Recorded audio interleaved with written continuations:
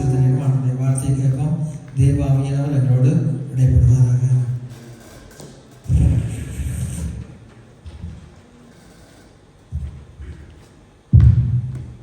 ஹல்லேலூயா.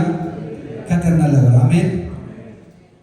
இத்தனை பேர் இந்த நாளும் தேவனை முழு இதயத்தோடு ஆராதித்தீர்கள். புறமே தங்களை உயர்ந்து பார்க்கலாம். உண்மையை சொல்லணும், போய் சொல்லக்கூடாது. ஆண்டவர் பார்க்கிறார். ஓகே, நாங்கள் இந்த வார்த்தையை தேவனுடைய கருத்துக்களுடைய வார்த்தை பகுதியை நாங்கள் ஒப்பு கொடுத்து ஜெபிப்போம். பரிசுத்தமுள்ள நல்ல தகப்பனே, இந்த அருமையான நல்ல நாளுக்காய் உங்களுக்கு நன்றி செலுத்துகிறோம். ஆண்டவரே, இதோ ஆண்டவரே, உங்களுடைய வார்த்தை பகுதியை உங்களுடைய கரங்களுக்குள்ள ஒப்பு கொடுக்கிறோம். கர்த்தர் இந்த வார்த்தை பகுதியை நீங்கள் ஆசீர்வதிக்கும்படிக்காக நான் ஜெபிக்கிறேன். ஆண்டவரே, நானல்ல ஆண்டவரே, நீங்களே என்னுடைய நாவிலிருந்து நீங்கள் பேசணும். உங்களுக்கு நீங்கள் எல்லாமே ஆண்டவரை கற்றுத்தரும்படிக்காக நான் ஜெபிக்கிறேன். ஆண்டவரே, உங்களுடைய ராஜ்யத்தை சுதந்திரித்துக் கொள்ளக்கூடிய அந்த வார்த்தைகள் எங்களுக்கு கற்றுத்தந்து எங்களுடைய அந்த வழியிலே நீங்கள் எங்களை நடத்தும்படிக்காக நான் ஜெபிக்கிறேன். உங்களுடைய நாமம் மகிமைப்படுவதாக இயேசுவின் வல்லமுள்ள நாமத்தினால் ஜெபிக்கிறேன் நல்ல பிதாவே. ஆமென், ஆமென். ஹல்லேலூயா. நாங்கள் நேரடியாக அங்கே வார்த்தைக்குள்ளாக கடந்து செல்ல போகிறோம். ஒரு முறை நாங்கள் வார்த்தைக்கு அங்கே தலையங்கம் போடுவோம். தலையங்கம் நாங்கள் போடுறோம். இன்றைய நாளில் ஒரு வித்தியாசமான ஒரு தலையங்கத்தை நாங்கள் அங்கே போட்டுக்கொள்ள போகிறோம். நான் ஆவிக்குரிய சப்பானியா. எத்தனை பேருக்கு உள்ளது? நான் ஆவிக்குரிய சப்பானியா. திருப்பிக் கொள்வோம். நாங்கள் நேரடியாக நீதிமொழிகளின் புஸ்தகம் 29வது அதிகாரத்தை நாங்கள் திருப்பிக் கொள்வோம். 788வது பக்கம், பழைய ஏற்பாடு, நீதிமொழிகளின் புஸ்தகம் 29வது அதிகாரம் 1வது வசனத்தை நாங்கள் அங்கே வாசிக்க கேட்போம்.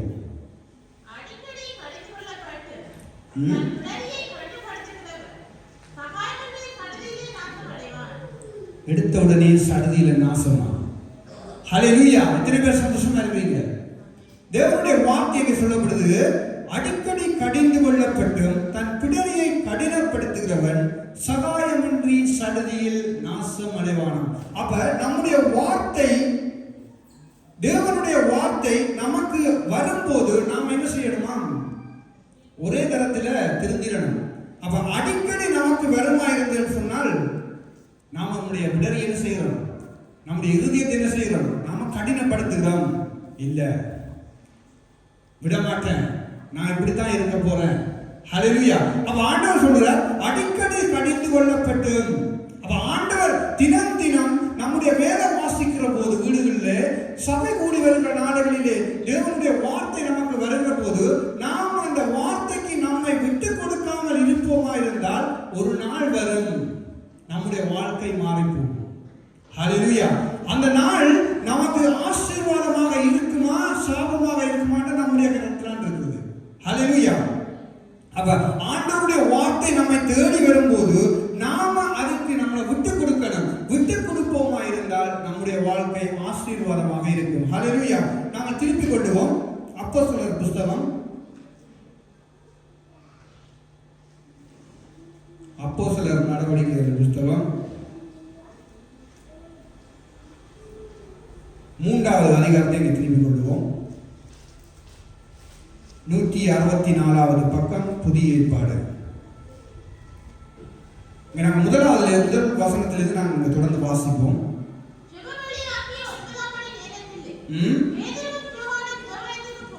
தேவாலயத்துக்கு போனார்கள்.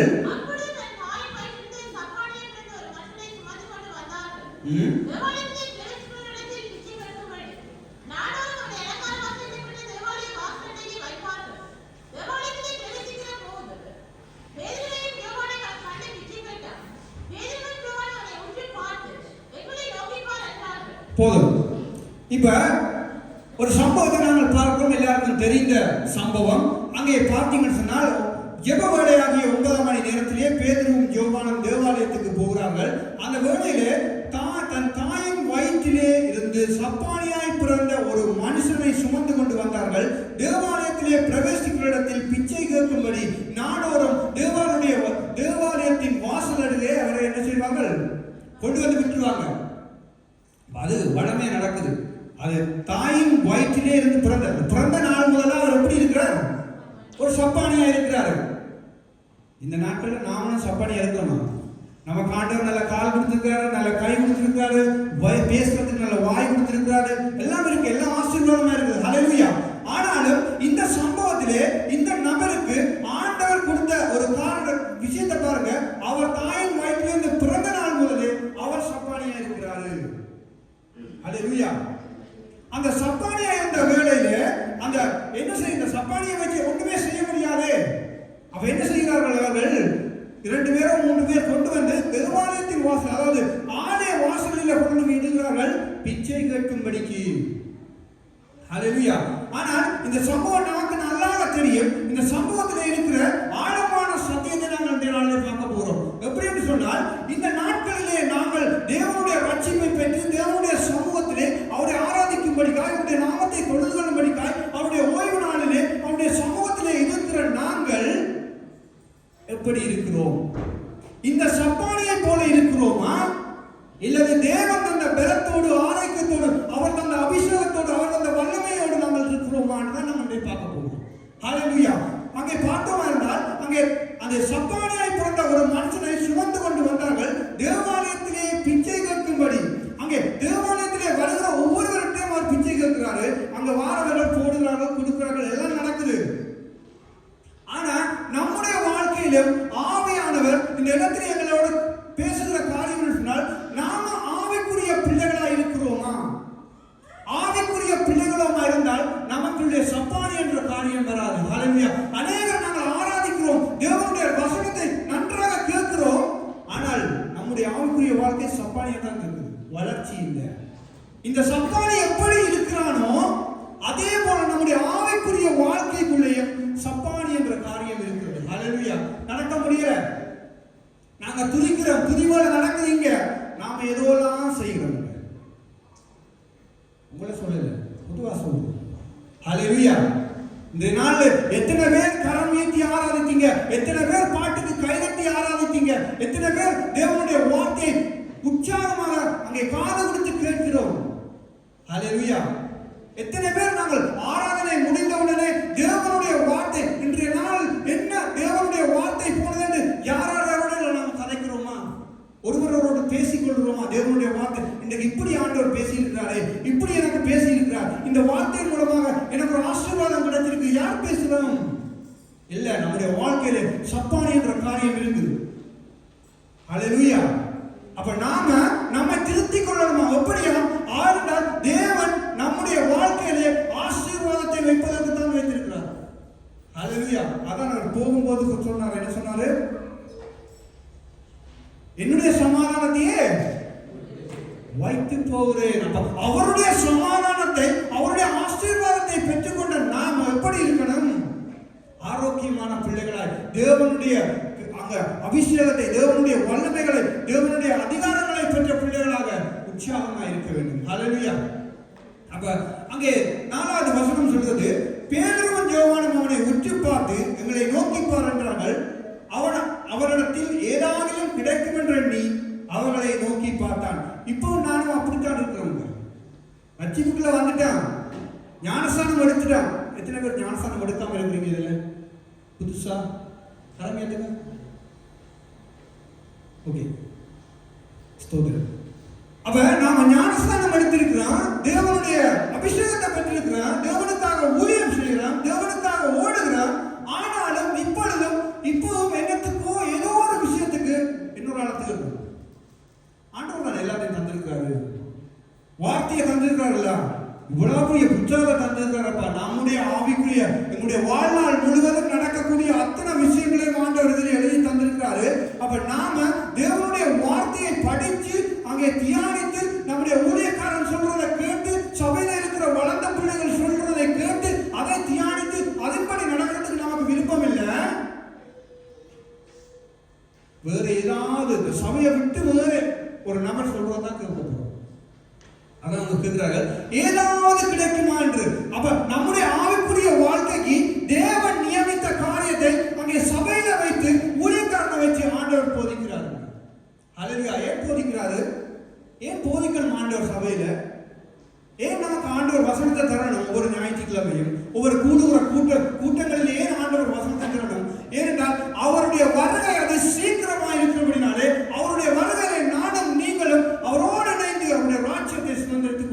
விதமாய் ஆண்டவர் தினம் தினம் அங்கே பேசிக் கொண்டிருக்கிறார். நாம நம்முடைய பிடரியை கடினப்படுத்தணுமா இருந்தால் தெரியும் உங்களுக்கு. ஹல்லேலூயா. அப்ப நாம நம்முடைய பிடரியை நாம கடினப்படுத்தக்கூடாது. அப்ப 6வது வசனம் சொல்றது, அப்பொழுது பேதுரு வெள்ளியும் பொன்னும் என்னிடத்தில் இல்லை. அப்ப எங்கதான் வெள்ளியும் பொண்ணும் இருக்குது? அது உலகத்தில் இருக்குது. ஆண்டவர் படைத்திருக்கிறார். ஆண்டவரோட தான் வெள்ளியும் பொண்ணும் ஆண்டவர் தான் உருவாக்கி இருக்கிறாரு.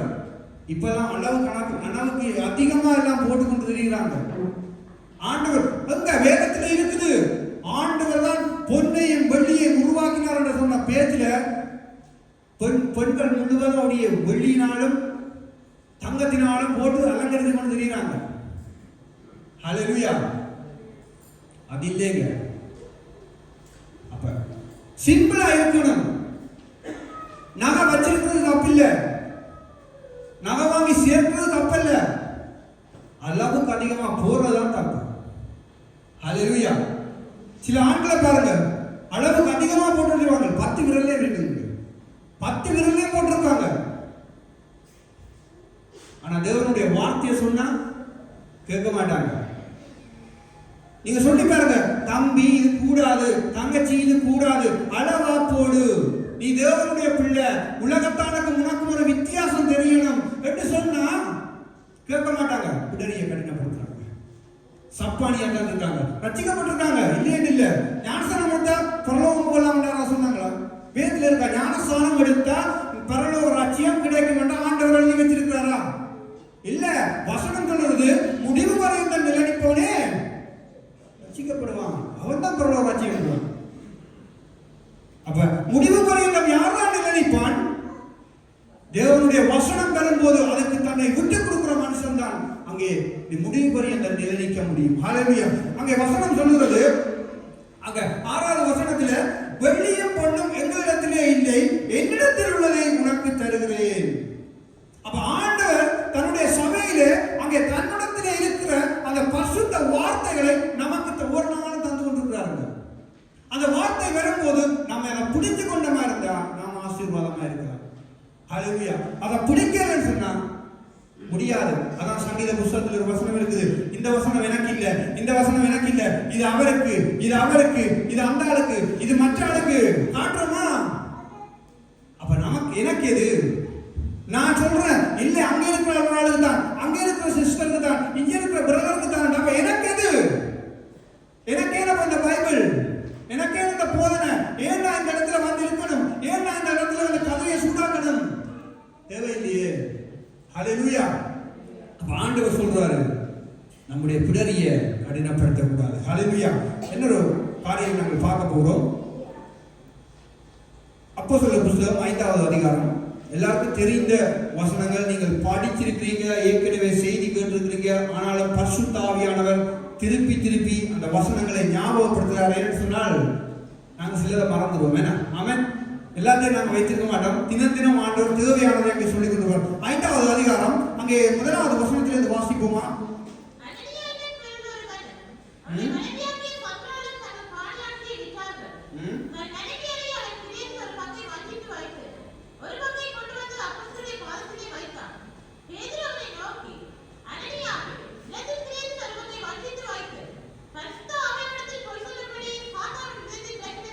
போதும். இங்க பாருங்க, அனனியாவும் சப்ராலும் அங்கே வருகிறார்கள். தேவனுடைய ஆலயத்துக்கு அங்கே அனனியா வருகிறாரு.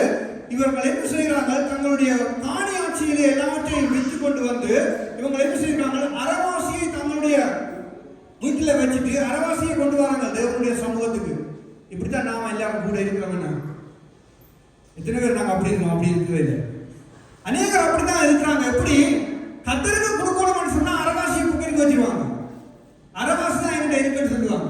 ஹல்லேலூயா.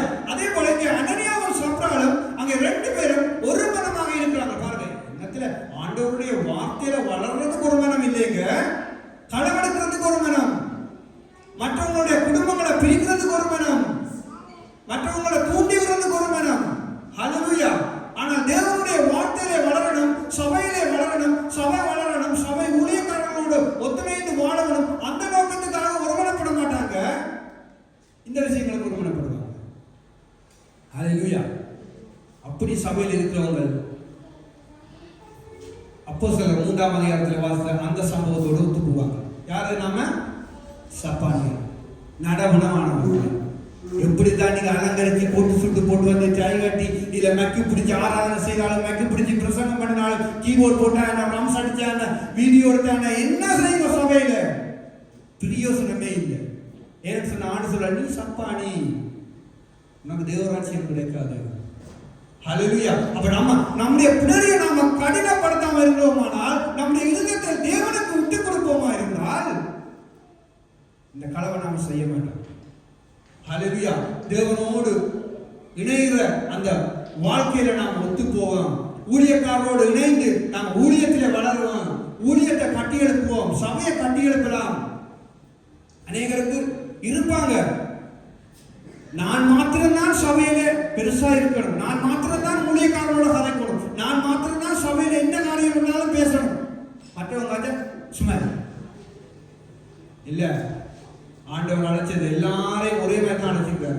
ஹல்லேலூயா. ஊழியம் செய்கிறவர்களுக்கு வேற பரலோகம், விசுவாசிகளுக்கு வேற பரலோகம் இருக்குதா? ஆனால் அநேகர் அப்படித்தான் வச்சிருக்காங்க. தங்களுடைய இறுதிகளை அப்படி வச்சுக்கிறாங்க. ஆண்டவர் ஒரே ராஜ்யத்தை தான், ஒரே ஸ்தலத்தை தான் ஆயத்தப்படுத்துகிறார். ஹல்லேலூயா. ஒரே ஸ்தலம், உங்களுக்காக நான் ஒரு ஸ்தலத்தை ஆயத்தம் பண்ண போகிறேன் என்று சொல்லியிருக்கார். ஸ்தலங்களே இல்லை, ஸ்தலத்தை தான் சொல்லியிருக்கார். ஹல்லேலூயா. அவங்க பேதுரு கேட்கிறாரு. பேதுரு அவனை நோக்கி, அனனியாவை நிலத்தின் கிரியத்தை ஒரு பங்கை வஞ்சித்து வைத்து பரிசுத்த ஆவியிடத்தில் பொய் சொல்லும்படி சாத்தான் உன் இருதயத்தை நிரப்பினது என்ன? இப்ப அநேகருடைய இருதயங்களை அங்க சாத்தான் நிரப்பி வச்சிருக்கான். ஆனா அங்க இருக்கிறாங்க, சபையில இருக்கிறாங்க, சபையில ஆராதனையில இருக்கிறாங்க, சபை ஊழியங்கள்ல இருக்கிறாங்க, தேவனுடைய காரியங்கள்ல. ஆனா தேவனுடைய வார்த்தைக்கு மாத்திரம் முக்கியத்துவமே கொடுக்க மாட்டாங்க. வார்த்தை போகும், வெளியில் நிற்பாங்க. ஆராதனை போகும், ஆராதனைக்குரிய கனமும் இல்லை, மரியாதையும் இல்லை. ஹல்லேலூயா. தேவனுடைய சமூகத்துக்கு ஒரு ஆத்மா, தேவனை ஏற்றுக்கொண்ட ஒரு ஆத்மா சமூகத்துக்கு வந்தா தேவனுடைய காரியங்கள்ல ஈடுபடணும். ஆராதனை துவங்கம் நம்ம வேலைக்கு வந்துட்டோமா சத்தம் போடக்கூடாது. இது தேவன் உலாவுகிற இடம், இது பரிசுத்த இடம், சும்மா விளையாடுகிற இடம் அல்ல. தேவனுடைய ஆலயம் என்று சொன்னால் ஒரு பயபக்தி இருக்கணும். அநேக இடத்துல பயபக்தியே இல்லை. வந்தா உட்காரணும், உட்கார்ந்து நேரம் இருக்கா, ஆராதனை துவங்க நேரம் இருக்கா, அடுத்து பைபிள் படி, இல்லைன்னு சொன்னா ஜெபி. ஓடி தெரியாதீங்க, தேவையில்லாத கதை கதைக்காதீங்க, தேவையில்லாத விஷயங்களை கொண்டு வராதீங்க. நான் அநேக சபைகளை நான் கேள்விப்பட்டிருக்கிறேன். இந்த சபைகளில் கொடுக்கல் வாங்கல் இருக்குது பாருங்க. என்ன கொடுக்கல் வாங்கல்? ஆராதனை துவங்கிட்டு ஆராதனை போகும், நல்லா கையெல்லாம் தட்டி எல்லாம் கை தட்டுவாங்க. பார்த்தா அப்படியே கை தட்டி ஆராதனை போய்கிட்டு இருக்கும். கண்ணால கதைப்பாங்க, கொண்டு வந்தான் பிறகு முடியாது. ஹல்லேலூயா. இந்த ஆவி எங்க போயிட்டு? நீதான் எங்க இருக்க? சிந்தனை எங்கேயோ போயிடுச்சு, எத்தனையோ 1000 கிலோமீட்டர் தாண்டி போயிடுச்சு. பிரியோசனமே இல்லை. ஹல்லேலூயா. தேவனுடைய சமூகத்துக்கு வந்தா, தேவனை ஆராதிக்க வந்தா அதே நோக்கத்தோடு இருக்கணும். இங்க எல்லாரும் நாங்க அகதிகளாக தான் வந்திருக்கணும். வந்து சில ஆட்களுக்கு விசா கிடைச்சிருக்குது, சில ஆட்களுக்கு கிடைக்கல, கிடைக்க ஆண்டவர் தருவார் ஏற்ற வேளையில. ஆனா விசாக்கு போய் நிற்கும் போது அப்பாயின்மெண்ட் ஆர்டரை வச்சுக்கொண்டு, அந்த கான்ட்ராக்ட் லெட்டரை வச்சுக்கொண்டு போலீஸ்ல நிக்க, நீங்க ஊர்ல இருந்து கிளம்பிங்களா? ஊருக்கு எடுத்து டெலிஃபோன் வச்சாங்க. ராங்கே போலீஸ்ல உள்ளுக்கு என்ன பண்ணினா ஊர்ல டெலிஃபோன் வச்சாங்க. எல்லா வெளியில நிற்கிற நண்பர்களோட தேவையில்லாம அலட்டினாக்கள். இல்ல, அவன் என்ன கேட்க போறான், என்னத்தை தர போறான், என்ன டாக்குமெண்ட்ஸை கொடுக்கணும், எங்க கையெழுத்து போகணும், என்னத்தை கலைக்கிறது பாசம் செய்யாதுல்ல. அப்ப என்னத்துல இருக்கோம்? நான் அதே சிந்தனையில இருக்கிறோம், அதே நோக்கம். எப்படியாவது விசாகப்படுத்திட்டு போயிடணும் வாரமாத பப்பிய. ஆனா சமூகத்துக்கு, தேவனுடைய சமூகத்துக்கு வந்தா ஒன்றுமே இல்லைங்க. அதை குறிஞ்ச சிந்தனையும் இல்லை, அதை குறிஞ்ச தேவனுக்கு கொடுக்குற கனமும் இல்லைங்க. நம்முடைய வாழ்க்கை, ஆவிக்குரிய வாழ்க்கை சப்பானியா இருக்குது, நடகுணமா இருக்குது. ஆண்டவர் பார்த்து வேதனைப்படுவார். யாரையுமே குற்றப்படுத்துறதுக்காக ஆண்டவர் இடத்துல பேசுறது. இப்ப பள்ளிக்கூடத்துல மாஸ்டர் டீச்சர் படிப்பிக்கிறா, நாங்க கொஞ்சம் சிந்தனை மாற்றிட்டோம்னா டஸ்டரால் எரி விடும். எரி வாங்கியும் இருக்கிறோம். அப்ப ஏன் எரி விடுது? எங்களுடைய சிந்தனை மாறினபடியா தான். அப்ப எரியாம விட்டுருக்கலாம் தானே இந்த டீச்சர்? இல்ல, நம்மள இருக்கிற அக்கறை நிமித்தம் தான் எரிஞ்சு பார்த்த கவனி.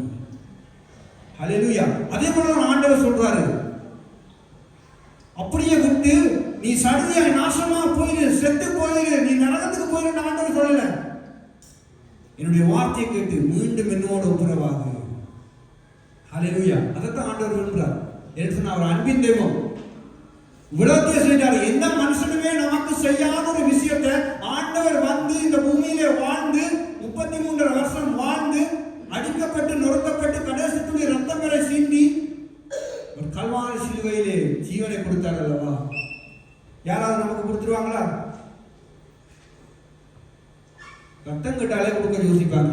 நான் வேலைக்கு 2 வேலைக்கு போற ரத்தம் கொடுத்தா என்னால வேலை செய்யல. ஹல்லேலூயா.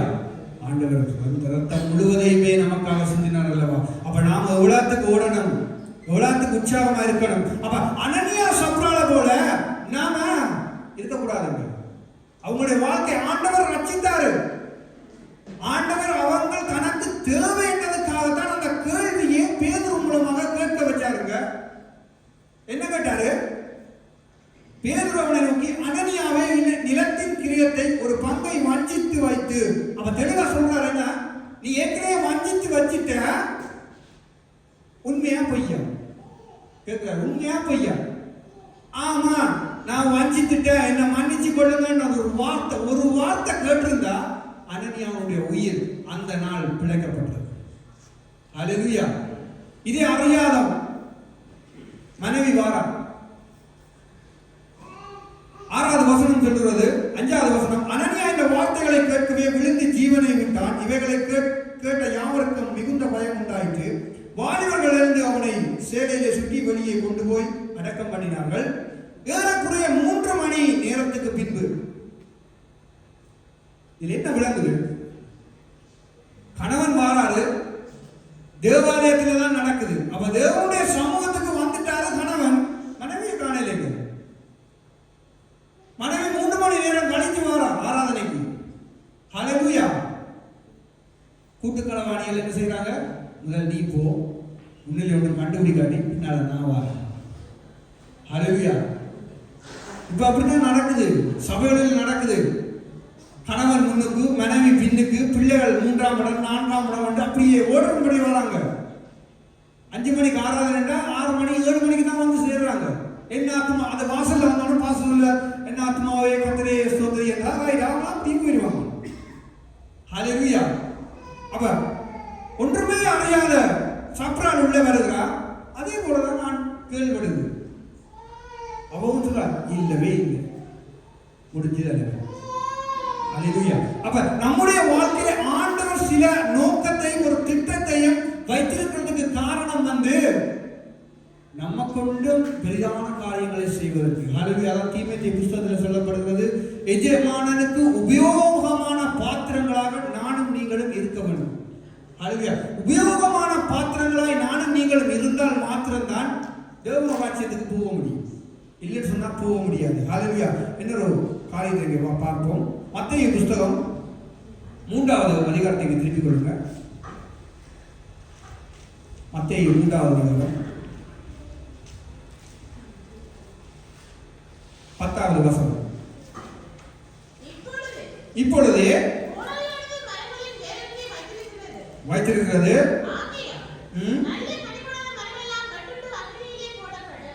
போதும். ஆண்டவர் என்ன சொல்றாரு? இப்பொழுது கோடாரியானது மரங்களின் வேரருகே வைத்திருக்கிறது, ஆகையால் நல்ல கனி கொடாமனம். தேவனுடைய ரட்சிப்பை பெற்ற நாம தேவனுக்கு ஒரு உகந்த ஆராதனையை கொடுக்காம இருக்கிறோமா? ஆண்டவர் வச்சிருக்கிறாரு. தேவனுடைய ஆராதனை நாங்கள் அசட்டை பண்றோமா? தேவனுடைய வார்த்தையை கேட்காம அசட்டை பண்றோமா? தேவனுடைய வார்த்தைக்கு முதலிடம் கொடுக்காம இருக்கிறோமா? ஊழிய காரியங்களில் முதலிடம் கொடுக்காம இருக்கிறோமா? தேவனுடைய ஊழியக்காரர்களுக்கு கனம் கொடுக்காம இருக்கிறோமா? இப்படி நிகழ்த்துக்கு சொல்லிக்கிட்டே போகலாம். ஒவ்வொன்றுக்கும் ஆண்டு சொல்றாரு, கோடாரியானது மரத்தின் வேரருகே வைக்கப்பட்டிருக்கிறது. நீ பிளவிட்டா வெட்டும், அதுவும் எப்படி சொல்லப்படுது? நல்ல கனி கொடா மரமெல்லாம் வெட்டுண்டு அக்கினியிலே போடப்படும். அப்ப ஆண்டவர் நாம் உங்களை எல்லாம் சேர்த்து ஆண்டவர் அந்த சபையில கொண்டு வந்து ஒரு கூட்டமாக ஒரு குடும்பமாக இணைச்சி வச்சிருக்கிறது அக்கினியில போடுறதுக்கு அல்ல, தன்னுடைய ராஜ்யத்துக்கு கொண்டு போவதற்காக ஆயத்தப்படுத்தி கொண்டிருக்கிறார். ஹல்லேலூயா. அவருடைய ராஜ்யத்துக்கு போவதற்கு நீங்களும் நானும் ஆயத்தப்பட்டு கொண்டிருந்தால் மாத்திரம்தான் பரிசுத்த ஆவியானவர் எங்கள் மூலமாய் ஒரு காரியங்களையும் செயல்படுத்துவார். நாம இடம் கொடுக்காட்டி அவரால் ஒன்றுமே செய்ய முடியாது. பரிசுத்த ஆவியானவர் தெளிவாக கேட்கிறாரு. அனனியா சப்ராளுடைய காரியத்திலே அங்கே பேதுரு மூலமா கேட்கிறாரு, உண்மைதானா இல்லையா? அப்ப ஆண்டவர் என்ன செய்கிறார்? அந்த அனனியாவின் சப்ராளை உயிரோடு வைத்திருக்க வேண்டும் என்றுதான் அவருடைய நோக்கம். அவர் அங்கே சாகடிக்க வேண்டும், அவர்களை உண்ணாம பண்ண வேண்டும் என்று சொல்லி ஆண்டவருடைய நோக்கம் இல்லை. அவர்கள் உயிரோடு இருக்க வேண்டும் என்ற நோக்கத்துக்காகத்தான் பேதுரு மூலமாக பரிசுத்த ஆவியானவர் கேட்கிறாரு. உண்மைதானா சொல்லிடு. ஒரே நாள்ல இந்த விஷயத்தை செய்து ஆண்டவர் அடிச்சிட்டாரா? இல்ல. பல நாள் கள்ளன் ஒரு நாள் பிடிபடுவான் என்றது போல இது பல நாள் நடந்த பிரச்சனை. ஆண்டவர் சொல்லி சொல்லி சொல்லி பார்த்து அதான் நீதிமொழிகள் 29 அதிகாரம் 1வது வசனத்தின்படி அடிக்கடி கடிந்து கொள்ளப்பட்டும். அப்ப அடிக்கடி அனனியாக்கள் சப்ராளுக்கும் தேவனுடைய வார்த்தை போனது. கடைசி கட்டம் இது. நம்முடைய வாழ்க்கையில எது கடைசி கட்டம் என்று நமக்கு தெரியாதோ. இன்றைக்கா நாளைக்கா இல்ல 10 வருஷம் கழிச்சா இல்ல 20 வருஷம் கழிச்சா நமக்கு தெரியாது. ஹல்லேலூயா. வார்த்தையில கேட்கல பயத்தில் இருக்கீங்களா? கொஞ்சம் சிரியுங்க. இது ஆண்டவர் நம்மோட பேசிக்கொண்டிருக்கிறார். ஹல்லேலூயா. என்னோடும் உங்களோடும் பேசிக்கொண்டிருக்கிறார். ஏன்? நம்மை அவரோடு இன்னும் இன்னும் இறுகி சேருவதற்காக மட்டும்தான். ஹல்லேலூயா. நம்ம விட்டு கலைக்கிறதுக்காக இல்லை, சபையை விட்டு கலைக்கிறதுக்கு ஆண்டவர் பேச போறது இல்லை. ஹல்லேலூயா. 2 ராஜாக்களின் புஸ்தகம்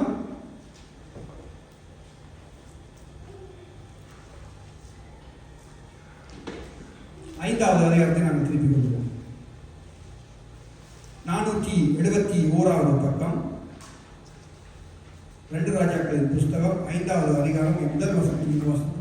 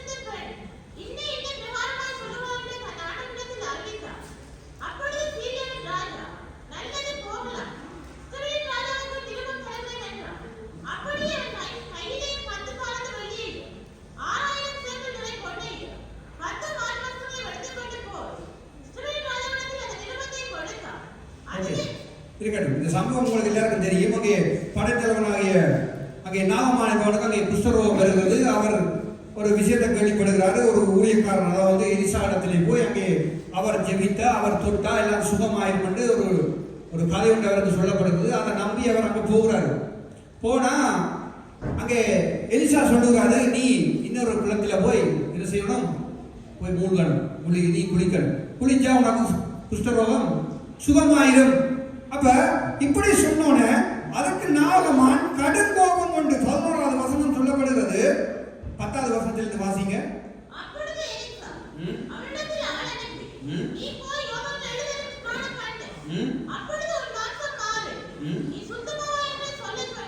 சொல்ல சொன்னான். கடும் கோபம் கொண்டு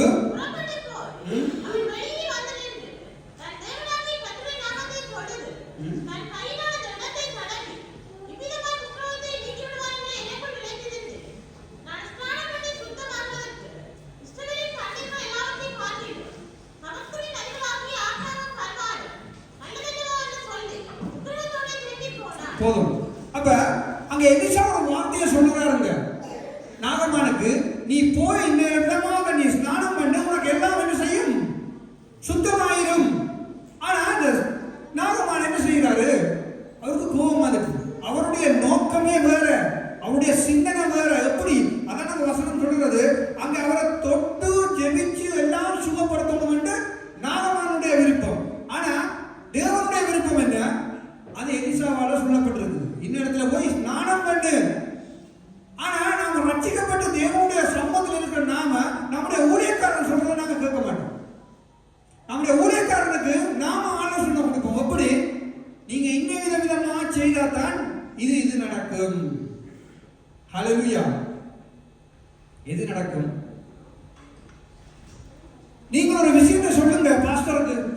பார்த்து சொல்லுங்க, பாஸ்டர் இன்னும் இடத்துல நாங்க கூட்டம் வச்சா அநேகரை நாங்க ரட்சிப்புக்குள்ள கொண்டு வரலாம்னு சொல்லி பாருங்க. பாஸ்டர் ஒத்து வருவாரு. ஆனா அதையே சொல்லி பாருங்க, நீங்கள் இன்னும் இடத்துல ஒரு கொண்டாட்டம் வச்சு பாருங்க, அந்த இடத்துல நாங்கள் பாட்டெல்லாம் போட்டு கொண்டாடுவோம், அந்த இடத்துல வார ஜனங்கள் ரட்சிக்கப்பட மாட்டாங்க. அது வேற, அது வேற சப்ஜெக்ட் இருக்குது. நீங்கள் தேவனுடைய வார்த்தையின்படி எப்படி எழுதியிருக்கிறோ அதன்படி சுவிசேஷம் அறிவித்தால், அதன்படி ஊழியக்காரன்கிட்ட நாங்கள் ஆலோசனை கேட்டாதான் நமக்கு ஆசீர்வாதம் பெறும். தேவனுடைய ரட்சிப்புக்குள்ளே ஜனங்கள் பெறுவாங்க. எப்படின்னு சொன்னால், இங்கே நாகமான் அங்கே கடும் கோபம் கண்டு புறப்பட்டு போறானே, எலியா சொன்னதை அங்கே கேட்க மனதில்லை.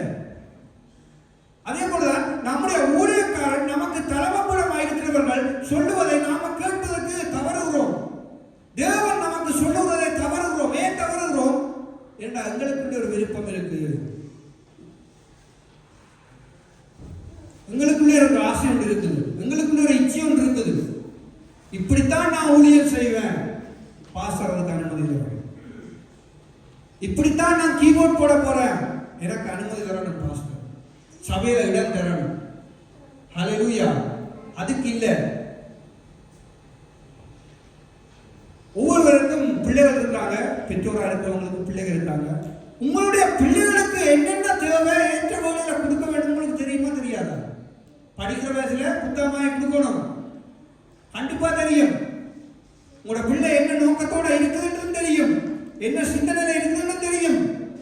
அதே போல தேவனுடைய பிள்ளைகளாக இருக்கிற எங்களுக்கு கர்த்தர் ஒரு நோக்கத்தை வச்சுக்கிறாரு. இந்த பிள்ளைக்கு இதுதான் சூட் ஆகும், இந்த மகனுக்கு இதுதான் சூட் ஆகும் என்று ஆண்டவர் ஒரு திட்டத்தை வச்சிருக்கிறாரு. ஹல்லேலூயா. அதே போலதான் அங்கே நாகமானுக்கு எப்படி சுகம் கொடுக்கணும் என்று ஆண்டவர் ஒரு திட்டத்தை வச்சிருந்தாரு. நாகமான் கேட்க விருப்பம் இல்லை. ஆனா நம்முடைய வாழ்க்கையில ஆண்டவர் ஏற்கனவே அங்கே பிறப்பதற்கு முதலே ஒரு திட்டத்தை வச்சிட்டாரு. அந்த திட்டத்துக்கு நாம அவருக்கு விட்டு கொடுத்தோமா இருந்தால் நாம் அதை பெற்றுக் கொள்ளலாம். ஹல்லேலூயா. எல்லாரும் கூடுதலாக ஏறி இந்த மேடையில ஏறினா மாத்திரம்தான் பாட்டு வரும், வார்த்தை வரும், கைதட்டு வரும், சத்தம் வரும்.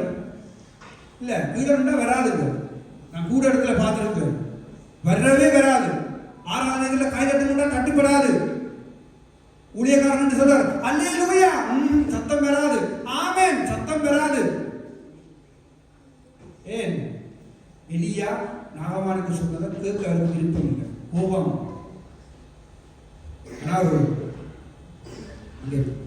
அவரோட வந்தவர் சொல்லி போய் இறங்கிட்டாரு.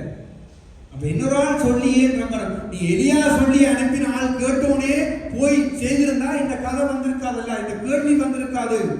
அப்ப நமக்கு ஆண்டவர் ஒரு நேரடியாக ஒரு விஷயங்களை சொல்லும் போது அந்த வார்த்தைகளை நம்முடைய சபை மக்களோட, சபை குடும்பத்தோட, சபை ஊழியக்காரனோட கலந்து ஆலோசிச்சு நாம நம்முடைய வாழ்க்கையை சரிப்படுத்தினோம்னு சொன்னால் நாம ஆசீர்வாதமா இருக்க முடியும். நம்முடைய ஓட்டைகள் வெளியே தெரியாது. ஹல்லேலூயா. இப்ப அநேகர் சபைக்குள்ள இருக்கிற ஓட்டைகள் வெளியில தெரியல.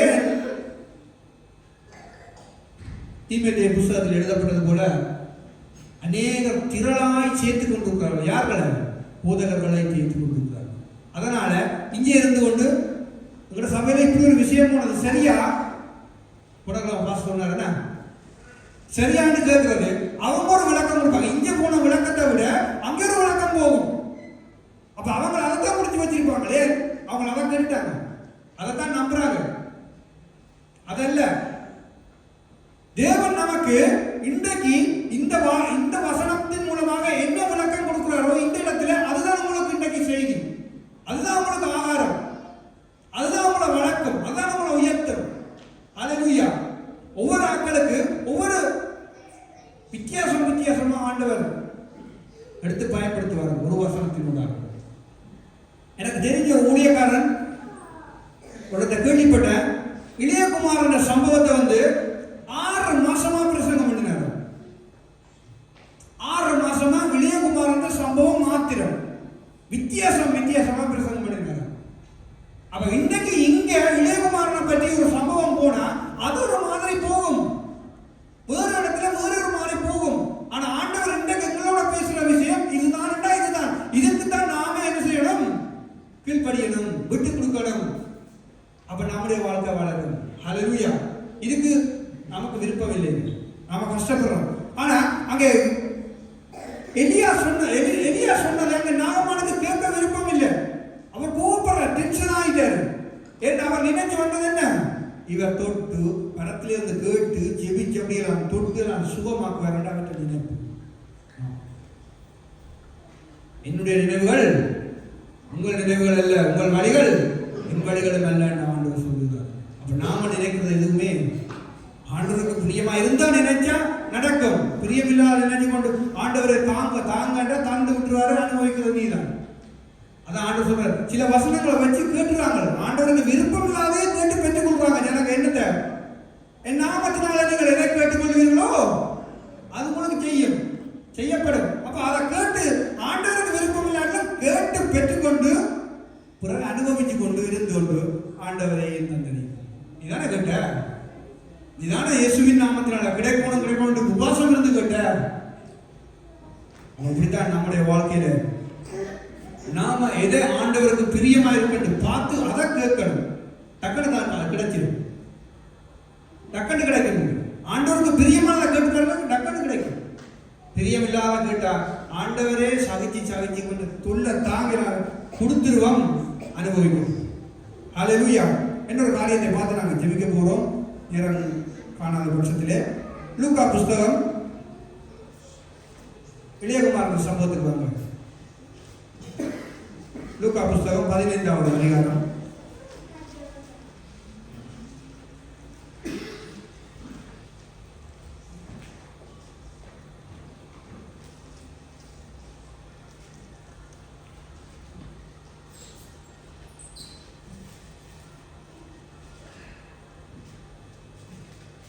வாசிங்க, 11வது வசனத்திலிருந்து வாசிங்க.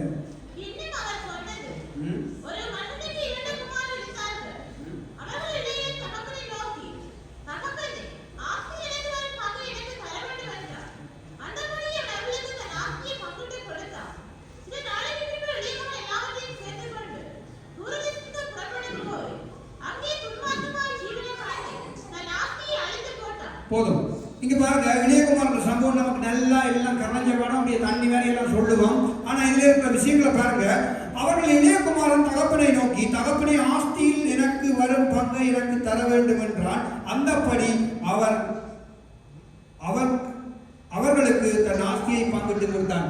இப்ப ஒரு நாள் கேட்டுக்க மாட்டான் இளையகுமாரன் போய் என்னுடைய ஆஸ்தியை தாங்க. ஹல்லேலூயா. தினம் அப்பாவை போட்டு டார்ச்சர் பண்ணிருப்பாரு, போட்டு பிச்சு புடுங்கிருப்பாரு. 7ஆம் கட்டத்தில் தான் என்ன செய்யறாரு, இப்படி கொண்டு போ கொடுத்துட்டாரு. நாள் கணக்கா இருக்கலாம், கிழமை கணக்கா இருக்கலாம், மாத கணக்கா இருக்கலாம், வருஷ கணக்கா இருக்கலாம், நமக்கு தெரியாது. அவர் கேட்டு பெற்றுக் கொண்டுட்டாருங்க. ஹல்லேலூயா. அப்ப நான் அதுதான் கொஞ்சம் முதல்ல சொன்னேன்ல, ஆண்டவருக்கு பிரியமில்லாத கேட்டாலும் ஆண்டவர் 7ஆம் கட்டத்துல தந்துடுவார். அதே போல இளையகுமாரனுடைய தகப்பன் 7ஆம் கட்டத்துல சொத்தை பிரிச்சு கொடுத்துட்டாரு. இளையகுமாரன் எங்க போறாரு, தூர தேசத்துக்கு போறாரு. இப்ப உதாரணத்துக்கு கண்மலை சுவிசேஷ திருச்சபையில இருக்கிற நாம, கண்மலை சுவிசேஷ திருச்சபையில இருக்கிற பங்கை பிரிச்சு கொண்டு நாம எங்க போறோம், தூர தேசத்துக்கு போறோம். ரெண்டு வச்சு கொள்ளுங்க. இப்ப தூர தேசத்துக்கு போய் அங்க சொல்லப்படுறது சில நாளைக்கு பிறகு இளையகுமாரன் எல்லாவற்றையும் சேர்த்து கொண்டு தூர தேசத்துக்கு புறப்பட்டு போய் அங்கே துன்மார்க்கமாய் ஜீவனம் பண்ணி தன் ஆஸ்தியை அழித்து போட்டான். அப்ப இங்கே வளர்ந்த வளர்ப்பு, இங்கே செய்த ஊழியங்கள், இங்கே ஆண்டவர் எடுத்து பயன்படுத்தின விதங்கள் எல்லாவற்றையும் அவர் என்ன செய்தார், என்னிட்ட தாளந்து இருக்குது, என்னிட்ட கீபோர்டு போடுற தாளந்து இருக்கு, என்னிட்ட மியூசிக் போடுற தாளந்து இருக்கு, என்னிட்ட வீடியோ கேமரா எடுக்கிற தாளம் இருக்கு, என்னிட்ட மியூசிக் இருக்கிற தாளம் இருக்குது, எனக்கு மெசேஜ் கொடுக்கக்கூடிய தாளம் இருக்கு, எனக்கு சபையே நடத்தக்கூடிய தாளம் இருக்கு. எங்க போறாங்க, இந்த சபையை விட்டு வெளியே போறாங்க. அநேகர் அப்படித்தான் சொல்லுங்க. இந்த இளையகுமாரன் பிரிஞ்சு போனது போல அங்க அநேகர் போய்கொண்டிருக்கிறார்கள். இந்த நாட்களில் நாங்கள் கேள்விப்படுகிறோம், அநேகர் போய்கொண்டிருக்கிறார்கள். போய் என்ன செய்கிறார்கள், வளர்ந்தா பரவாயில்லை, ஆசீர்வாதமா இருந்தா பரவாயில்லை, நல்ல இடத்துல இன்னொரு சபையில அடங்கி இருந்தா பரவாயில்லை. இல்லையே, தாங்கள் கொண்டு போனது எல்லாத்தையும் அழிக்கிறார்கள் அநேகர். அதான்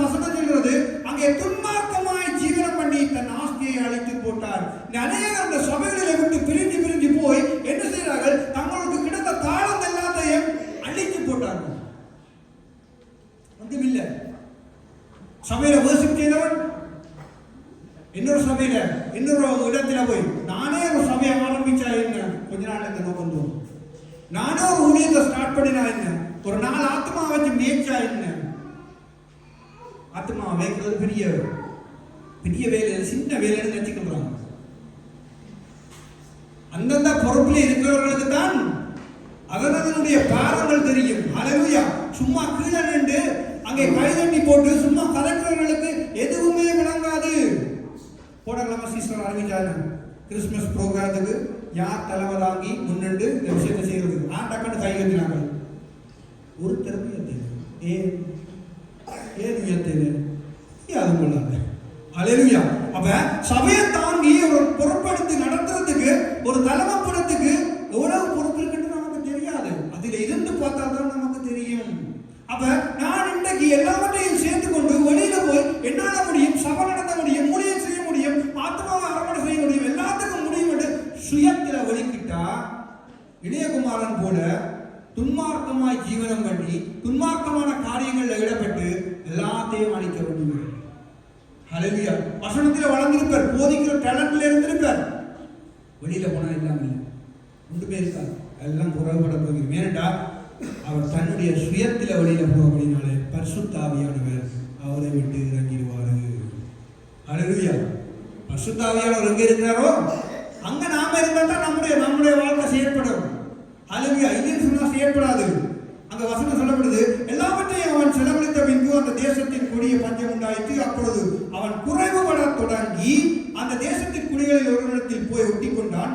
அந்த குடியானவன் அவனை தன் வயல்களில் பன்றிகளை மேய்க்கும்படி அனுப்பினான். ஆண்டவர் பன்றிகளை மேய்க்க நம்மை அழைக்கவில்லை, ஒவ்வொருவரையும் வளர்க்கும்படிக்காய் ஆண்டவர் அழைச்சிருக்கிறாரு. ஆண்டவர் சொல்றார் தன்னுடைய வசனத்திலே, முதலாவது நீ ஆயத்தப்படு, உன்னோடு சேர்ந்த கூட்டத்தையும் ஆயத்தப்படுத்து சொல்லுற அந்த வசனத்துக்கு நாம கீழ்ப்படிந்திருந்தால் அங்கே பண்டி மேய்க்க வேண்டிய அவசியம் இல்லைங்க.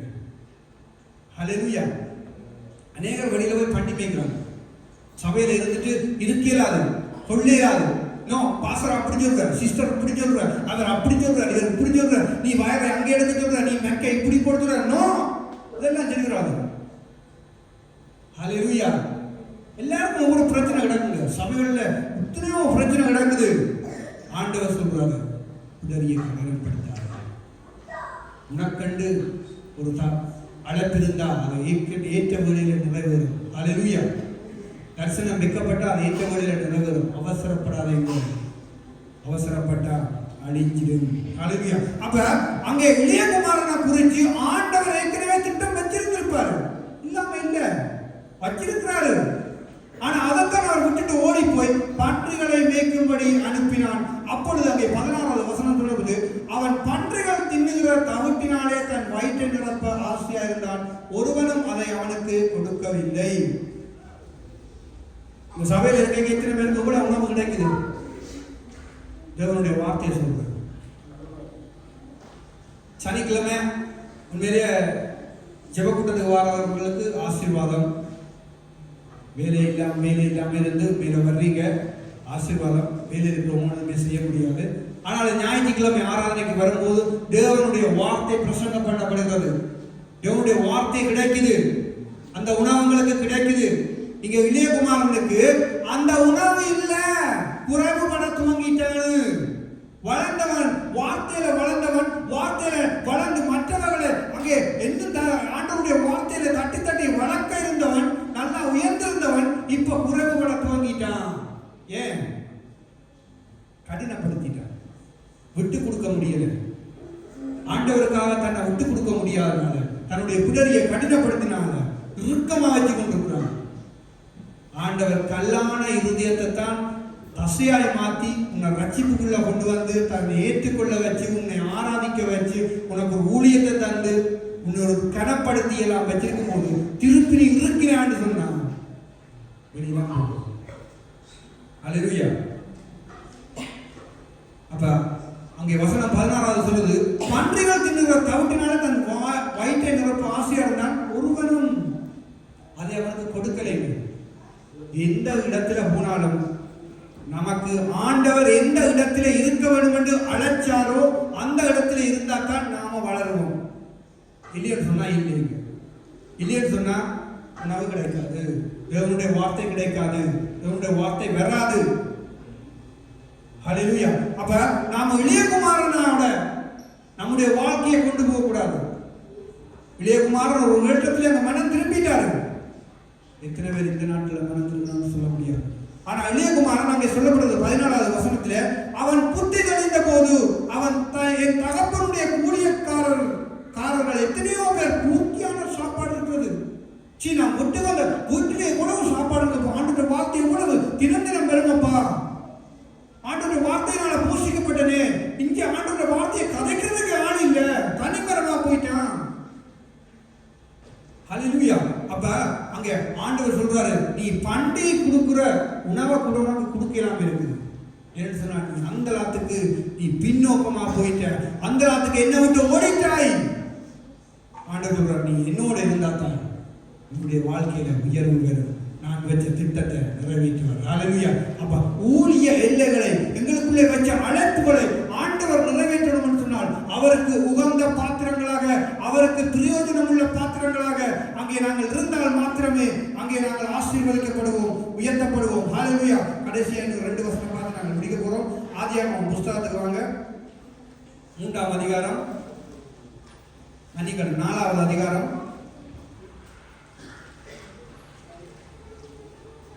எதுவுமே தெரியாத வசனங்கள் இல்லை, எல்லாம் நீங்கள் கரைஞ்ச பாடமாக்கின வசனங்கள். வாசிங்க 4வது அதிகாரம், அங்கே 3வது வசனத்திலிருந்து வாசிங்க. சென்ற பின்பு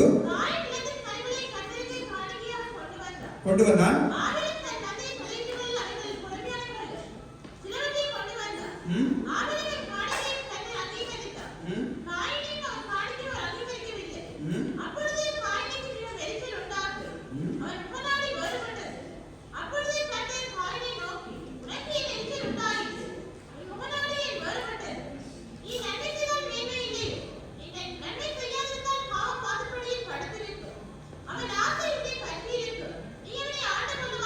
போதும். இங்க பாருங்க, ஆபேலும் காயினும் அங்கே தேவனுடைய சமூகத்துக்கு தங்களுடைய காணிக்கைகளை கொண்டு வராங்க. தங்களுடைய சம்பாத்தியத்திலிருந்து அங்கே கொண்டு வரும் போது அங்கே ஆபேலையும் அவனுடைய காணிக்கையும் ஆண்டவர் என்ன செய்தாரு, அங்கீகரித்தார். நாம் எல்லாம் அதை கற்றுக்கொண்டிருக்கிறோம், கேட்டிருக்கிறோம், எல்லாம் தெரியும். ஆனா அங்கே காயினையும் அவனுடைய காணிக்கையும் அங்கீகரிக்கவில்லை என்று நமக்கு தெரியும். ஆனால் அங்கே அங்கீகரிக்காமல் போன உடனே ஒரு விஷயம் தோணுது, காயினுக்கு மிகவும் எரிச்சல் உண்டாகி. ஹல்லேலூயா. இந்த நாட்கள்ல உங்க நமக்கு ஊழியக்காரங்க ஆண்டவர் சொல்லுகிறார் என்ன, 5வது வசனம் சொல்லுது, காயினையும் அவன் காணிக்கையும் அங்கீகரிக்கவில்லை. அங்கே ஆண்டவர் அங்கீகரிக்கவில்லை. அங்கே ஆண்டவர் அங்கீகரிக்கவில்லை என்று தெரிஞ்சோன அங்கே அவனுடைய முகம் எப்படி மாறிட்டது, எரிச்சல் உண்டாகி அவன் முகநாடி வேறுபட்டது. உடனே வேறுபட்டுட்டது. அவன் ஆண்டவர் கேட்கிறாரு என்ன, அப்பொழுது கர்த்தர் காயினை நோக்கி, உனக்கு ஏன் எரிச்சல் உண்டாயிற்று, உன் முகநாடி ஏன் வேறுபட்டது. ஆண்டவர் கேட்டு கேட்கிறார், காயினை பார்த்து கேட்கிறார். ஏன் கேட்க வேணும், கேட்க வேண்டிய அவசியம் இல்லையே. ஏன்னா சரியில்லாத கொண்டிருப்பான், கூடாத கொண்டிருப்பான், ஆண்டவருக்கு பிரியமில்லாத ஆண்டவர் சொன்னபடி கொண்டு வராமல் இருப்பான். அதால ஆண்டவர் அங்கீகரிக்காம விட்டுருக்கலாம். ஹல்லேலூயா. ஆனா ஆண்டவர் கேட்டு கேட்கிறாரு, ஏன் முகநாடி வேறுபட்டது. ஆண்டவர் திருப்பி கலைக்கிறார். நமக்கு ஒரு வார்த்தை சபையிலிருந்து வந்துட்டா போதும், முகநாடி சிலவர் உடனே மாறுதுங்க. ஏன் மாறுதுன்னு தெரியல, அதற்குரிய கதை பேச்சு கூட இருக்காது. ஆண்டவர் கேட்கிறார், ஏன் முகநாடி வேறுபட்டது, ஏன் எனக்கு எரிச்சல் உண்டாயிற்று என்று கேட்கும்போது, நீ நன்மை செய்தால் மேன்மையோ. அப்ப நன்மையான காரியத்தை அவர் என்ன செய்யல, காயின் கொண்டு வரல. அப்ப நன்மையான காரியத்தை சபையில் அவர் செய்யல. ஹல்லேலூயா. அவருக்கு கொடுக்கப்பட்ட தாளத்தில, கொடுக்கப்பட்ட அழைப்பில, கொடுக்கப்பட்ட ஊழியத்தில அவர் நன்மை செய்யல. ஆண்டவருக்கு செய்யாதனாலே அவருடைய கனியை ஆண்டவர் அங்கீகரிக்கிறது. ஹல்லேலூயா. அப்ப நல்ல கனி கூட மனமெல்லாம் வெட்டுண்டு படம். அப்ப காயின் கொண்டு வந்த கனிகள் எதுவுமே இல்லை. ஆண்டவருக்கு உயர்ந்த கனியை கொடுக்கலைங்க, நல்ல கனியை கொடுக்கல, நல்ல மரமா இருக்கல காயின். அப்ப ஆபேல் அங்கே கொடுத்ததை கொண்டு, அதான் சொல்லப்படுது 4வது வசனம், ஆபேல் தன் மந்தையின் தலையீட்டுகளிலும் அவைகளில் கொழுமையானவைகளை. அப்ப ஆபேல் நல்ல கனிகளை ஆண்டவருக்கு கொடுத்தாரு. அப்ப உடனே ஆசீர்வதிக்கப்பட்டாரு, உடனே அங்கீகரிக்கப்பட்டார். இங்கே காயினுடைய கனிகளை கர்த்தர் அங்கீகரிக்கல.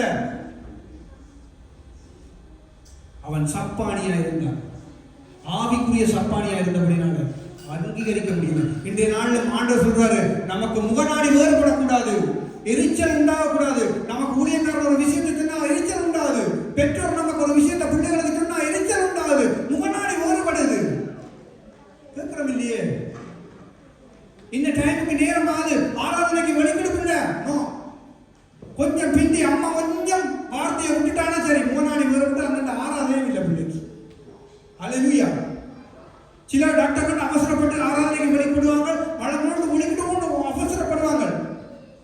அம்மா ஒரு ரூமுக்குள்ள, பிள்ளை ஒரு ரூமுக்குள்ள, அப்பா ஒரு ரூமுக்குள்ள நிற்பாரு. வந்தா எல்லாம் முன்னுக்கு வந்தாதான் தெரியும் பிள்ளை கவரம் மாறிக்கும், உடுப்பு சரியில்லை, ஓடி போய் மாத்திட்டு வா, மாத்திட்டு வா. இன்னும் மாத்தாது, நேரம் போட்டது பிரியமா போவாங்க. கல்யாணம் வீட்டுக்கா, சாமத்திய வீட்டுக்கா, பர்த்டேக்கா, இல்லை நலன் விசாரிப்புக்கா போறீங்க? தேவனுடைய சமூகத்துக்கு வர நாம ஆடைகள் உடைகள் சரியா இருக்கணும். அல்லேலூயா. நாம் உடுக்கிற உடையை பார்த்தா மற்றவன் பார்த்தா இது ஆண்டவருடைய பிள்ளைன்னு சொல்லணும். சில வார்த்தைகள் சொல்ல முடியாது, இங்கிருந்து சொல்ல முடியாது, கீழே கலைனா சொல்லுது. அல்லேலூயா. அப்ப நம்முடைய பிள்ளைகளுக்கு சரி, நாம சரி, தேவனுடைய சமூகத்துக்கு வரும்போது நம்முடைய உடை அலங்காரங்கள் எல்லாம் சீராக இருக்க வேண்டும். நீங்க பழைய ஏற்பாட்டில் பார்த்தீங்கன்னு சொன்னா, ஊழியம் செய்கிறவர்கள் அங்கே பழைய ஏற்பாட்டில் தங்களுடைய ஆடைகளை அங்கே ஊழியத்துக்கு கண்டு போட்டு அப்படியே கலட்டியை கொண்டு வைப்பாங்களாம். ஏன்றால் பரிசுத்தம்.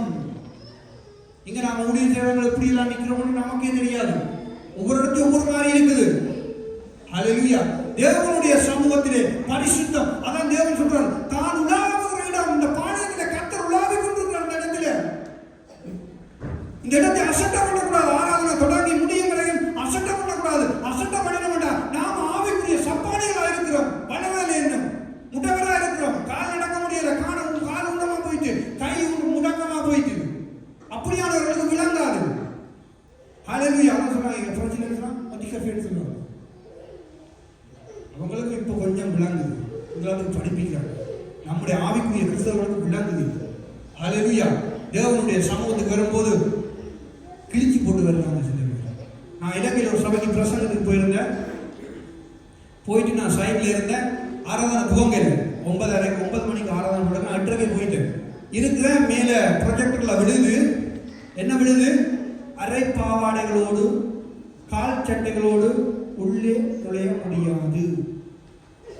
டிஷர்ட் போட்டவர்கள் உள்ளே நுழைய முடியாது. அந்தாவதி ரெண்டா கட்டுப்பாடு. நான் ரட்சிக்கப்பட்டு வளர்ந்த சபையில டிஷர்ட்டோட உள்ள போயிடும். இது பரிசுத்த இடம், இது கர்த்தர் உலாவுகிற இடம். ஐயா, நீ போய் எங்கேயாச்சும் போய் உலாவு.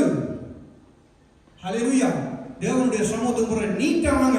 கல்யாணம் சாமத்தியோட கொண்டாட்டம் வாங்க. நீங்கள் ஓடும் போது எவ்வளவு நீட்டா வலிக்கிட்டு போறீங்க. சிவனுக்கு வெள்ளை அடித்தது போல பவுண்டேஷன் எல்லாம் போட்டு, அது போட்டு, இது போட்டு மேக்கப் பண்ணி எத்தனை செய்யறோம். 2ஆம் கோடு, 3ஆம் கோடு, 4ஆம் கோடு என்று பேசியல் செய்து எத்தனை. கர்த்தருடைய ஆலயத்துக்கு வரும்போது இத்திரை நடுப்பி டக்குன்னு மோத கலந்து ஓடி வாங்க, பிறந்து அடிச்சு. ஏன்?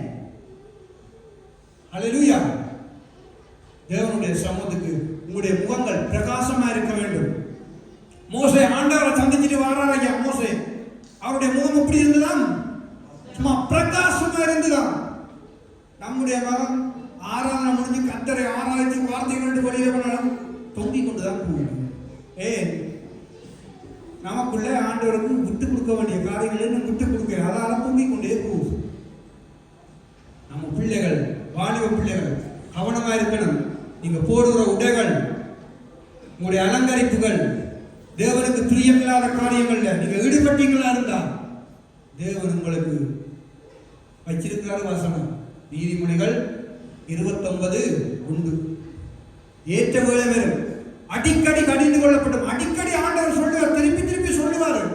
கேட்காத பட்சத்தில் ஆண்டவர் என்ன செய்வாரு நமக்கே தெரியாது. அனனியா சப்ரால ஆண்டவர் அடிக்கணும்னு கூப்பிடல, அவங்களே வெளுத்து கட்டணும், தன்னுடைய ராஜ்யத்தில் அவங்களையும் சேர்த்துக் கொள்ளணும் ஆண்டவர் விரும்பினாரு. ஆனா அவங்க இடம் கொடுக்கலைங்க, அதனால அடிக்கப்பட்டாங்க. ஹல்லேலூயா. அப்ப நாம போடுகிற உடைகள் எல்லாம் சீரா இருக்கணும், சரியா இருக்கணும். ஆண்டவருடைய ஆலயத்துக்கு டைமுக்கு வரணும். அதான் உண்டு. ஆண்டவர் சொல்ற ஆயத்த நாள் ஆராதனைக்கு முதல் நாள். இப்பெல்லாம் மாறி மாறி ஆராதனைகள் நடக்கிறபடியால ஏன்னா ஒவ்வொரு நாட்டில் ஒவ்வொரு மாதிரி ஒவ்வொரு நாள் நடக்கும். இங்கே ஞாயிற்றுக்கிழமை செய்கிறோம், கட்டாரில் வெள்ளிக்கிழமை செய்கிறாங்க, இன்னொரு நாளில் இன்னொரு இடத்துல வியாழக்கிழமை செய்கிறாங்க. அப்போ நமக்கு ஆயத்த நாள் இது ஆராதனைக்கு முந்தின நாள். நாங்கள் ஆராதனையில் அன்றுதான் எழுப்பி இருந்து பட பட பட படட்டு தேர்ந்தது பைபிளை தேர்ந்தது. இன்னைக்கு எத்தனை பேர் பைபிள் கொண்டீங்க? என்னை அடுத்த முறை பிரசங்கத்துக்கு ஏத்தாட்டில் பரவாயில்லை, அப்படி கவலைப்பட மாட்டாங்க, எல்லாரும் கொண்டிருக்காங்க. ஏண்டா தேவனுடைய பட்டயம் இல்லாம நாம வரக்கூடாது. விசா ஒரிஜினல் விசா இல்லாம விசா கார்டு இல்லாம போலீஸுக்கு உள்ளுக்க விட மாட்டான், பாப்பான் சில பேர் ஏர்போர்ட்டுகளை விட மாட்டான். ஆனா தேவனுடைய சமூகத்துக்கு வரும்போது மாத்திரம் நாம பட்டியலை விட்டுட்டு வீட்டை வச்சுட்டு வந்துடுவோம். அதான் அவரோட பாஸ்டர் சொன்னாரு. இந்த சில எனக்கு என்னை வளர்த்த ஊர்ல கட்டித்த பாஸ்டர் அடிக்கடி கதை சொல்லித்தான் எனக்கு பிரசங்கம் பண்ணுவாங்க. ஒரு ஞானிகளே கதை கொண்டு போகும். அந்த கதைகள் எல்லாம் சில எனக்கு ஞாபகம் இருக்கு. ஒரு கதை சொன்னாரு. ஒரு ஜெபம் போயிட்டா ஒரு போதர் போய் ஜெபம் பண்ண போயிட்டாராம். போயிட்டு சரி பிள்ளை கொண்டு வாங்க பைபிள்னு சொன்னா பைபிளை தேடு இல்லாதான் தேடி பைபிள் கிடைக்கல. ஒரு வேர்டே வந்துதான் பைபிள் வெளியில வந்து பைபிளை திறந்தாலாம் அதுக்குள்ள ஒரு சீப்பு கிடந்துதான். அப்பதானா அந்த அம்மா சொன்னாவா இந்த சீப்பத்தானே ஒரு மாதமா தேடி என்ன ஒரு மாசம் பைபிள் படிக்கல, பைபிள் என்ன தெரியாது, பைபிள் தேடவே இல்லை. தேவனுடைய பிள்ளைகள் எவ்வளவு ஆரோக்கியமா தேவனுக்குள்ள கட்டப்பட்டு வராங்கன்னு பாருங்க. ஹல்லேலூயா. நானும் நீங்களும் ஆவிக்குரிய சப்பானிகளா எல்லா தேவனுடைய பிள்ளைகளானது நீங்கள் நிதானித்து அறிந்து கொள்ளுங்கள். ஹல்லேலூயா. கர்த்தர் உங்களை ஆசீர்வதிப்பாராக. நேரம் போதாத பட்சத்தில் இன்னும் ஒரு வசனத்தை மாத்திரம் கடைசி வசனம் வாசிச்சு நாங்கள் முடிக்க போகிறோம். கொலேசியர் எழுதின புஸ்தகம், கொலேசியர் புஸ்தகம் 277வது பக்கம், புதிய ஏற்பாடு 3வது அதிகாரம் 24வது வசனம். எதை செய்தாலும் மனுஷனுக்கு செய்யாமல் போதும். ஆண்டவர் என்ன சொல்றாரு? தேவனுடைய சமூகத்துக்கு நீங்க வாரீங்களா, உண்மையா தான் வாரீங்களா, கர்த்தருக்காக வாங்க. மனுஷர் உங்களுக்கு அழைப்பு கொடுத்தாங்க, மனுஷர்களுக்கு இதை செய்தாங்கன்னு வராதீங்க. ஹல்லேலூயா. நாம ரட்சிப்பதற்கு கர்த்தர் எவ்வளவு பாடுபட்டாரு. இந்த இடத்துக்கு கொண்டு வரதுக்கு ஆண்டவர் தன்னுடைய ஜீவனையை கொடுத்தாருங்க. ஹல்லேலூயா. நாம சும்மா வந்து கிழமை வந்து சிஸ்டர் கூப்பிட்டா, பிரதர் கூப்பிட்டாரு, பாஸ்டர் கூப்பிட்டாருன்னு நாம கிழமை வந்து கதிரையில இருந்து சந்தோஷமா ஆடி பாடி ஆராதனை முடிய எல்லாருடைய சிரிச்சு கதைச்சு சாப்பாடு கொடுக்குறாங்களா சாப்பிட்டுட்டு வீட்டை போனா நம்முடைய தேவராட்சியத்துக்கு நாம போக முடியாது. புதிதாக வரவர்கள் கண்டிப்பாக நீங்கள் தேவனுடைய வசனத்தை நீங்க முழுமையா அறியுங்க, ஞானஸ்தானத்துக்கு ஒப்பு கொடுங்க. ஏனென்றால் ஞானஸ்தானம் இல்லாமல் தேவனுடைய ராஜ்யத்துக்கு யாருமே போக முடியாது. அவருடைய ராஜ்யத்துக்கு போக வேண்டும் என்றால் நாம பாவ அறிக்கை செய்யணும். ஹல்லேலூயா. பாவத்துக்கு மறித்து நீதிக்கு பிழைத்திருக்க வேண்டும். அப்படி இல்லைன்னு சொன்னால் நாம யாருமே தேவனோடு ஒப்புரவாக முடியாது. நீங்க தேவனுடைய சமூகத்துக்கு அநேக நாளா வாரீங்களா, தேவனை அறிந்து கொள்ளுங்க, தேவனை ஏற்றுக்கொள்ளுங்க. எவ்வளவு ஆண்டவர் நல்லவர், எவ்வளவு அன்புள்ளவர். ஏன் இதில் நாங்கள் 2 ஞாயிற்றுக்கிழமையில வந்து இவ்வளவு கஷ்டப்பட்டு கத்தவனும், ஏன் இவ்வளவு பாரப்பட்டு தேவனுடைய வார்த்தை எடுத்து கொண்டு வரணும். ஒரு வார்த்தை எடுக்கிறது எவ்வளவு கஷ்டம் என்று ஒவ்வொரு ஊழியர்கள் ஒவ்வொரு வார்த்தைகளை போதிக்கிற ஊழியக்காரர்களுக்கு தெரியும். ஹல்லேலூயா. அப்ப தினம் அவர்கள் ஆயத்தப்படுத்தி கொண்டு வந்து பிரசங்கம் பண்ணுகிறார்களே, ஏன்? வளர்வதற்கு, தேவனுடைய ராஜ்யத்துக்கு போவதற்கு. ஹல்லேலூயா. ஏனென்றால் தேவன் அன்பாகவே இருக்கிறார். ஹல்லேலூயா. அதே போல அவர் அக்கினியாகவும் இருக்கிறார். நாங்கள் இருக்கிறதா, அன்புள்ள தேவனோடு இணைகிறதா, நானும் நீங்களும் தான் முடிவெடுக்கிறது. கர்த்தருடைய ஆசீர்வதிப்பாராக. யூதியான வேலை போதகர் பொறுப்படுவார்.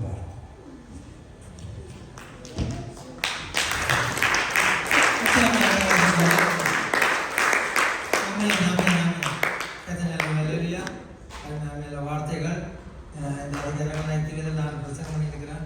உண்மை வித்தியாசமாக இருந்தது. ஹல்லேலூயா. ஆமென். தான் தெரியும். ஒரு 1 2 3 கூட என்ன தெரியாது. ஈஸியாக அடிக்கிறது. சரி.